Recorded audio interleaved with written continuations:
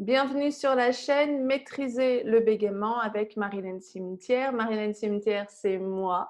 J'ai commencé à bégayer à l'âge de 4 ans et demi. Aujourd'hui, j'accompagne des personnes qui souffrent du bégaiement à s'en libérer pour enfin vivre et communiquer normalement.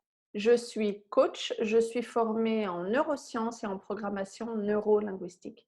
J'ai mis en place une méthode pour travailler sur la partie visible de l'iceberg, c'est-à-dire les blocages, les techniques de parole, la respiration, ce qu'on voit quand vous retenez de respirer, et également la partie invisible de l'iceberg qui est la partie la plus importante. Quand vous doutez de vous, quand vous manquez de confiance en vous, la honte, la peur du regard des autres, ce que vous pensez à votre sujet, est-ce que vous vous aimez? On travaille sur tout ça lors des stages en présentiel et la formule à distance. Vous avez tout sur mon site byebyebégaiement.com pour réserver dès aujourd'hui ou dans la description de la vidéo. Les 2 prochains stages ont lieu fin septembre sur Paris, du 24 au 26 septembre. Inscrivez-vous dès aujourd'hui. Et un stage sur Lyon du 1er au 3 octobre. Les prochains stages en présentiel démarreront en 2022. La formule à distance est disponible également. Vous regardez les vidéos à votre rythme. Il y a plus de 10 heures de vidéos avec 8 modules et un livret. Et vous avez également un Zoom par semaine en groupe pour que je réponde à vos questions et pour s'entraîner ensemble.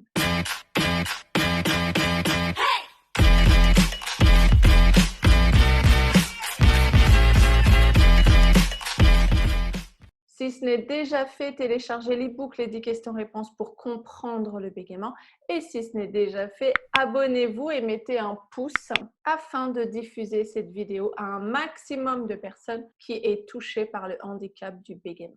Je réponds à la question de Malak qui m'a dit « Marilène, je bégaye quand j'entame une phrase. Est-ce que c'est votre cas? Si oui, mettez-moi dans les commentaires comment vous faites quand vous ressentez que vous allez bégayer en début de phrase.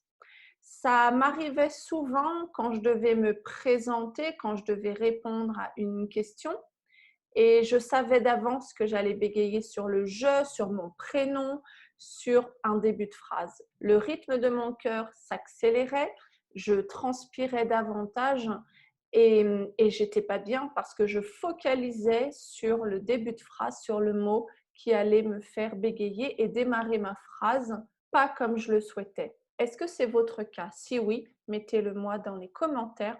Plus vous partagez et plus vous déposez quelque chose en quelque sorte et la communauté peut se rendre compte qu'elle n'est pas toute seule.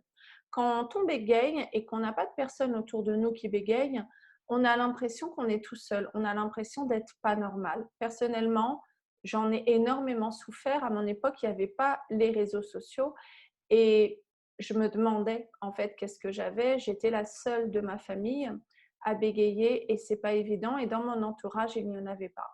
J'ai connu une première personne qui bégayait à partir du collège. C'était un garçon et ça m'a fait du bien de voir qu'il y avait d'autres personnes qui étaient atteintes de l'handicap du bégaiement. Revenons à notre thématique.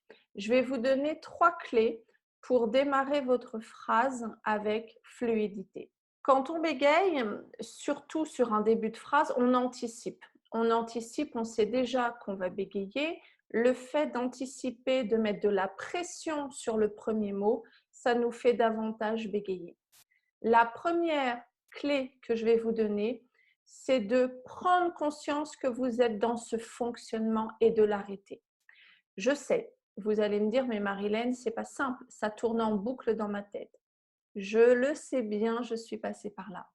Quand vous allez commencer à vous répéter dans votre tête, je vais bégayer à je vais bégayer à mon prénom, dans votre tête, vous vous dites stop et vous respirez. Vous vous mettez comme un panneau stop et vous bloquez votre fonctionnement de pensée. Vous bloquez les pensées qui vous viennent en tête. La deuxième clé, vous allez respirer profondément. Vous allez inspirer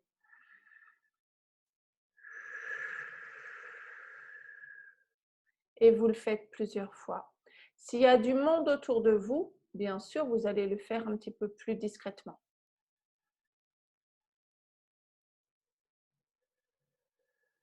Et vous continuez à vous dire dans votre tête « stop ».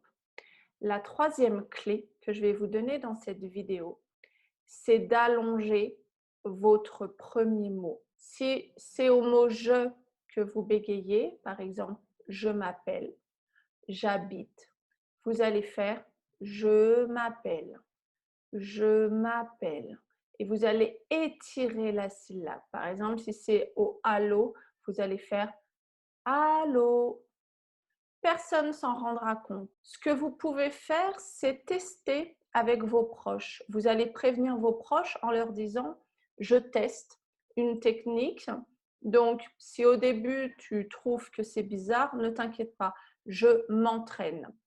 La quatrième clé, donc, c'est entraînez-vous. Entraînez-vous d'abord avec vos proches. Si vous avez aimé mes 3 clés, mettez-moi un pouce, mettez-moi dans les commentaires si vous avez commencé à les mettre en place, si ça fonctionne pour vous. Et bien sûr, j'aimerais vous dire que si vous souhaitez réellement vous libérer du bégaiement et être acteur de votre vie, choisissez soit la formule en présentiel ou la formule à distance, mais ne restez pas ainsi. C'est important de mettre en place les techniques, c'est important de travailler sur vous en profondeur. Les vidéos que je vous diffuse vous permettent de mettre un pansement sur votre plaie, c'est une image, mais de ne pas la guérir en profondeur. Pour vous libérer du bégaiement, vous avez un travail à faire. Donc, inscrivez-vous dès aujourd'hui ou continuez à regarder les vidéos si à aujourd'hui, ça vous permet d'avancer. Jusqu'au jour, si c'est le cas, de vous lancer et de vous inscrire à l'une des 2 formules. Je serai ravie de vous accompagner, de vous accueillir dans l'une des 2 formules et qu'on avance ensemble. Je vous dis à demain dans la prochaine vidéo. Prenez soin de vous. Ciao, ciao les amis.